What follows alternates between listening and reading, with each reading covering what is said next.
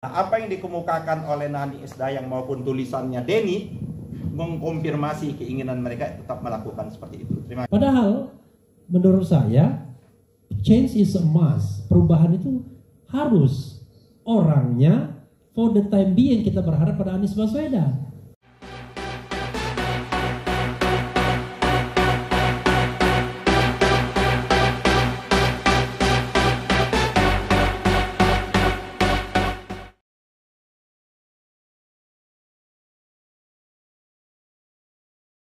Tema kita ini kan menyangkut masalah Anies Baswedan pengembang siklus tahun 100 tahun lahirnya peradaban baru 2024. Tadi kan pertanyaan dari saya yang profesor tadi udah bilang kalau Anies tidak jadi presiden tidak ada pengembangan peradaban. Bisa kita simpulkan dari pernyataan itu seolah-olah yang mengembangan peradaban itu ada kekuasaan eksekutif gitu loh. Menurut saya keliru seperti itu. Kalau memang Anies mau dijadikan pengembang peradaban, mau jadi presiden, mau tidak jadi presiden, itu bukan urusan seperti itu. Tadi yang dikemukakan oleh Habib Hussein, ya kan, Mujadid itu kan tidak melekat kepada kekuasaan struktur eksekutif seperti itu. Tapi bagaimana dia punya kerangka pemikiran membangun peradaban, itu catatan saya pertama. Yang kedua, karena kita ini akhirnya tidak membicarakan diskusi lebih mendalam tentang pembangunan peradaban, konteksnya 2024. Nah, oleh karena itu apa yang dibicarakan oleh Repli tadi ini menjadi persoalan kita. Apa yang dibicarakan Prof. Antoni itu menjadi persoalan kita. Kerusakan kita ini kan sudah begitu parah. Andil terbesarnya melakukan kerusakan ini adalah perannya partai politik. Jadi sebagian besar kerusakan yang ada di Republik ini adalah perannya partai politik. Nah, oleh karena itu ada dua pertanyaan yang ada beberapa pertanyaan komitmen. Kita anggap bahwa tadi apa yang dikemukakan oleh Prof tadi ya. Kalau memang ini adalah perannya partai politik yang membuat busuknya Republik ini, maka keterpilihan presiden nanti kita harap Anies yang akan pilih, apakah dia punya komitmen juga untuk memperbaiki sistem kepartaian yang ada seperti itu? Apakah dia juga punya komitmen memperbaiki sistem pemilu yang sekarang ini yang terjadi? Karena itu kan 50% yang ada di parlemen, 50% ada di presiden. Kan undang-undang itu dibentuk bersama. Apakah jika pada waktu dia akan mengeluarkan perpu, kalau dia mencabut yang namanya presidential threshold, mencabut yang namanya electoral threshold dan seperti itu. Nah, itu kan menjadi penting. Nah, kalau kita lihat sekarang sebagaimana dikemukakan orang Anies sudah bikin videonya. Ini badan pohon. Kalau kita lihat yang sekarang ini adalah pemilu sekarang ini berbagai macam analisis tadi memang masih ada hambatan juga menurut saya Anies ini seperti itu. Di samping apa yang dikemukakan oleh saudara Denny tadi, di samping ada persoalan juga saya bilang. Karena KPU ini kan tidak netral. Bagaimana kita mengharapkan pemilu ini akan baik apa tadi? Pemilu yang paling apa kata? Kalau saya pemilu yang paling di atas koberan lagi, paling buruk sekali. Bagaimana mungkin kita mengharapkan pemilu ini bersih kalau si pelaksana pemilu ini sudah bagian dari konspirasi kejahatan itu sendiri? Bagaimana kita bisa mempercayai lembaga yang menjaga harkat dan martabat pemilu yang namanya di KPP itu tidak memberikan sanksi yang tegas, memberhentikan, yang jelas komisionernya bermasalah. Seperti itu. Sudah bermasalah, dia sudah terlibat bermasalah dan lain sebagainya, hanya diberikan peringatan terakhir. Nah, peringatan terakhir itu berarti apa yang dilakukan tidak dianggap kesalahan yang cukup serius seperti itu. Nah, kita sekarang kan euforia nih, udah menyambut betul pemilu, tapi kita tidak pernah mengkritisi si penyelenggara pemilunya itu sendiri. Stalin kan ngomong bahwa pemilu itu jangan dilihat rakyat mencoblos, tapi siapa yang menghitungnya itu sendiri yang menentukan menang. 2019 udah kita ada fakta bahwa hitungan-hitungan itulah yang menentukan. Nah, kalau modelnya masih sekarang audit KPU yang sistem IT KPU tidak pernah diaudit, saya tidak yakin hasil pemilu itu akan sama dengan hasil rakyat mencoblos seperti itu. Sampai sekarang tidak ada kita teriak bahwa audit, periksa dulu sistem IT-nya KPU. Si polnya bermasalah. Nanti akan ada silon akan bermasalah lagi. Situng akan bermasalah lagi seperti itu. Nah, oleh karena itu menurut saya yang paling penting ini bagaimana kita menjaga pemilu ini menjadi lebih bersih dan lebih baik. Karena apa yang dikemukakan oleh Prof. Antoni, apa yang dikemukakan ini kita kan jalan buntu. Saya selalu mengatakan, apakah dengan kerusakan yang begitu parah ini hanya bisa diselesaikan melalui elektoral seperti itu. Tapi kan doanya Refli, kita mudah-mudahan bulan setelah Syawal ini terkabulkan kan, bisa dipercepat sehingga kita bisa memperbaiki sistem pemilu dan sistem yang namanya pilpres seperti ini. Nah, saya karena ini sudah di depan mata, mau tidak mau pilihan buruk kan. Pemilu ini kan yang ada di depan ini pilihan buruk yang harus kita terima seperti itu. Karena kita tidak mampu memperbaiki sistemnya itu sendiri. Kita di luar semua yang ada sekarang ini.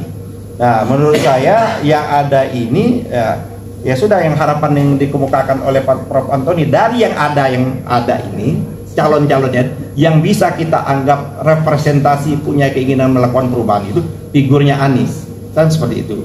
Nah, tapi catatan juga bagaimana dengan partai-partai yang memberikan dukungan itu. Mereka kan semuanya bermasalah. Seluruh produk undang-undang yang ada, COVID lah, perpu COVID kan diasahkan semua. Yang jelas merampok uang negara lebih dari 1.000 triliun itu COVID dan lain sebagainya. Nah, jadi oke, kita dukung, tapi kita minta juga agenda kita terhadap presiden yang kita dukung itu apa sih komitmen dia? Apa komitmen dia terhadap pemberantasan korupsi? Apa komitmen dia terhadap sistem partai politik yang harus diperbaiki? Tidak mungkin kita tidak memperbaiki sistem kepartai yang ada sekarang ini. Jadi catatan saya itu yang ada, yang itulah yang harus kita diskusikan seperti itu. Jadi tidak hanya euforia. Jangan kita ulangi lagi peristiwa 2019. 600 orang, 700 orang meninggal tanpa ada pengusutan yang cukup jelas. 13 orang meninggal di depan Bawaslu tanpa ada pengusutan yang jelas seperti itu. Dapat pertanggungjawaban. Nah, apa yang dikemukakan oleh Nani Isdayang maupun tulisannya Denny mengkonfirmasi keinginan mereka tetap melakukan seperti itu. Terima kasih. Kapitalisasi ya, dan selama kalau saya suka pertama Bang Refli nih yang bagian orang-orang kritis ini yang nampaknya sudah mulai mungkin dengan pertimbangan tertentu. Saya kira itu aja. Lagi nggak? Iya, saya mau bicara dua hal ya, soal skenario dan soal penilaian terhadap pemerintahan sekarang. Kita kan harus objektif. Nah, saya kadang-kadang kan kita dikritik tuh, waduh, menyebarkan kebencian terhadap pemerintahan sekarang. Enggak, kita enggak benci. Kita itu cinta republik. Kita itu cinta negara, ingin negara ini baldatun thayyibatun warafun ghafur, ya kan? Ingin negara ini seperti surga, sekeping surga di dunia. Tetapi pertanyaannya adalah apakah kita sudah right direction atau wrong direction? Kan itu masalahnya. Maka saya kan berefleksi. Coba kita lihat misalnya, saya berasumsi di sini nih pro Jokowi semua misalnya. Kira-kira you name it, apa sektor yang bisa kita anggap bahwa pemerintahan ini berhasil? Mulailah kita kulik-kulik ya, dari sisi politik, ekonomi, sosial budaya, hukum dan HAM. Maka di situ kan pertanyaan mendasar. Orang menyebut keberhasilan selalu dengan benda, infrastruktur, jalan dan lain sebagainya. Tetapi fondasi bernegara, dasar bernegara kita kan hancur lebur sesungguhnya. Misalnya pembelahan di masyarakat, kohesivitas sosial yang makin gak jelas, makin jauh gitu. Kemudian penegakan hukum yang makin gak jelas. Sebagai contoh misalnya, kita ini sibuk hanya untuk berpikir bagaimana caranya kalau ngomong gak kena delik. Kan kacau negara seperti itu. Orang negara-negara maju gak mikir orang seperti itu. Gak ada orang dipenjarakan karena ngomong.